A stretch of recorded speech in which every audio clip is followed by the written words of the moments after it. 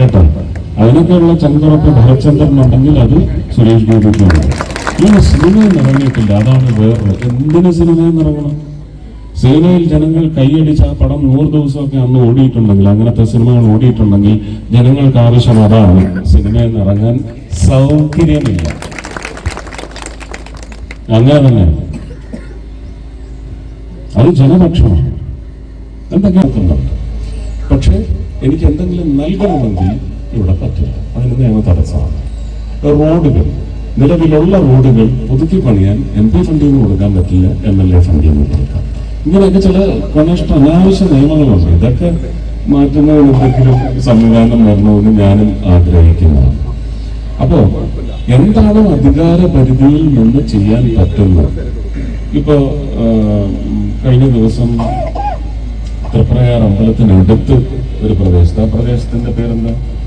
നമ്മൾ കൂടിയ ആൽത്തറയത ചെമ്മാപ്പള്ളി. ചെമ്മാപ്പള്ളി പക്ഷേ അല്ല, കുടിലായിരുന്നു ആദ്യം.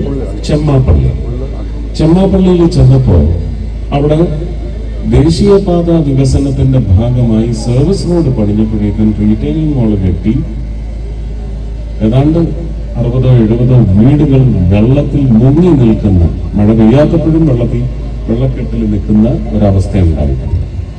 അതവിടെ വെച്ച് സൂചിപ്പിച്ചപ്പോൾ അവിടെ നിന്നുകൊണ്ട് തന്നെ നാഷണൽ ഹൈവേയുടെ ROയെ വിളിച്ചു. അവിടെ നിന്ന് പ്രാദേശിക കാര്യങ്ങൾ നോക്കുന്ന ഉദ്യോഗസ്ഥനെ ചട്ടം കെട്ടി അദ്ദേഹം വിളിച്ചു. ആ വിഷയം ഉന്നയിച്ച വാർഡ് നമ്പർ 1 ആ പഞ്ചായത്തിലെ വാർഡ് നമ്പർ 1 ഒരു 3-4 പേര്, ഒരു സ്ത്രീയാണ് ഉന്നയിച്ചത്. അവരുമായിട്ട് കൂട്ടിമുട്ടിച്ചു. പിറ്റേ ദിവസം ഉദ്യോഗസ്ഥര് ചെമ്മാപ്പള്ളിയിലെത്തി ആ വാർഡ് നമ്പർ 1 ഈ വിഷയം ഉണ്ടായ സ്ഥലം സന്ദർശിച്ചു. കൃത്യമായി അവിടെ നിന്നാണ് വിവരം കിട്ടുന്നത്. ഇത് റോഡ് പണിയുന്നതിന് മുമ്പ് തന്നെ വെള്ളക്കെട്ടുണ്ടാവുന്ന സ്ഥലമാണ്. റോഡ് പണിയും കൂടെ ആയപ്പോൾ അത് കുറച്ചുകൂടി ദുരിതം കൂടിപ്പോയി. ഇതാണ് വിഷയം. ഏത് തന്നെയായാലും ഇത് പരിഹരിക്കപ്പെടേണ്ടതാണ്. ആവാസ വ്യവസ്ഥിതി എന്ന് പറയുന്നത് സംരക്ഷിച്ചുകൊണ്ടുള്ള വികസനത്തിന് മാത്രമേ തണ്ടലുള്ള വികസനം എന്ന് പറയാൻ പറ്റൂ. അപ്പോൾ അതിന്റെ ഭാഗമായിട്ട് അത് നടപടിയെടുക്കാൻ വേണ്ടി കൊടുത്തു. പഞ്ചായത്ത് അതിനകത്തൊരു പ്രധാനപ്പെട്ട കാര്യം ചെയ്യേണ്ടതുണ്ട്. അതും അവിടെ വ്യക്തമായി.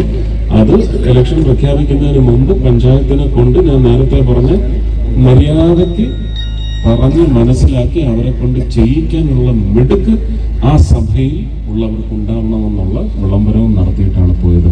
ഇതാണ് മറ്റവരെ ഇത്തിരി അസുഖം അവർക്ക് ഉണ്ടാക്കിയിട്ടുള്ളത്.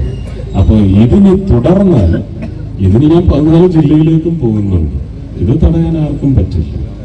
ഇതൊരു ജനപ്രതിനിധി എന്ന നിലയ്ക്ക്, ഒരു മന്ത്രി എന്ന നിലയ്ക്ക് എൻ്റെ അവകാശമാണ്. ഞാനത് ചെയ്തുകൊണ്ടേയിരിക്കുന്നത്. ഇങ്ങനെ അവിടെ ഇവിടെയും തന്നെയും തെറിച്ച് കിടക്കുന്ന ചില കൈപ്പഴകളൊക്കെ എടുത്ത് ചൂണ്ടും കാണിച്ച് ഈ തീപ്പന്തം തീഗോളം കെടുത്താമെന്ന് ഒരുത്തനും വിചാരിക്കുന്നു. നടക്കില്ല കേട്ടോ. അതിനൊക്കെയുള്ള ചന്ദ്രപ്പ് ഭരചന്ദ്രനുണ്ടെങ്കിൽ അത് സുരേഷ് ഗോപിക്കുണ്ട്. ഈ സിനിമയിൽ ഇറങ്ങിയിട്ടില്ല, അതാണ് വേറെ. എന്തിന് സിനിമയിൽ ഇറങ്ങണം?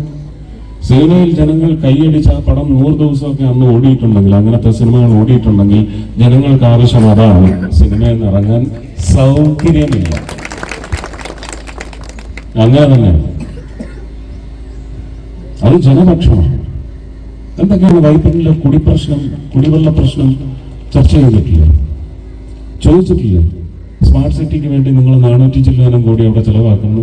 തുച്ഛമായ കോടികൾ മതി വൈപ്പിനിലുള്ളവർക്ക്. ഇത് പറഞ്ഞ രാഷ്ട്രീയമാകും. അത് രാഷ്ട്ര വികസനത്തിന്റെ ഭാഗമാണ്. അതിൽ സിനിമ ഭാഗവാക്കാവുന്നതാണ്. പക്ഷെ അതുപോലും അവരെ പ്രചോദിപ്പിച്ചിട്ടില്ല. അല്ലേ? അവർക്ക് നിവേദനം വേണം, അത് നിഷേധിക്കപ്പെടണം എങ്കിൽ മാത്രമേ രാഷ്ട്രീയ ആവശ്യത്തിന് വേണ്ടി അതൊക്കെ അവർ ചെയ്തോട്ടെ, നല്ലതാണ്. ആ വേലായുധൻ ചേട്ടന് ഒരു വീട് കിട്ടിയതിൽ സന്തോഷമാണ്, നല്ല കാര്യം. ഇനിയും ഞാൻ ഇതുപോലെ വേലായുധൻ ചേട്ടന്മാരെ അങ്ങോട്ട് അയക്കും. ആ പാർട്ടി അങ്ങോട്ട് തയ്യാറെടുത്തിരുന്നോളൂ. ഞാനൊരു ലിസ്റ്റ് അങ്ങ് പ്രഖ്യാപിക്കും കേട്ടോ. ആർജവം കാണിക്കണം, അതിനുള്ള ചങ്കൂറ്റവും കാണിക്കണം. അപ്പോ വിഷയത്തിൽ നിന്ന് മാറി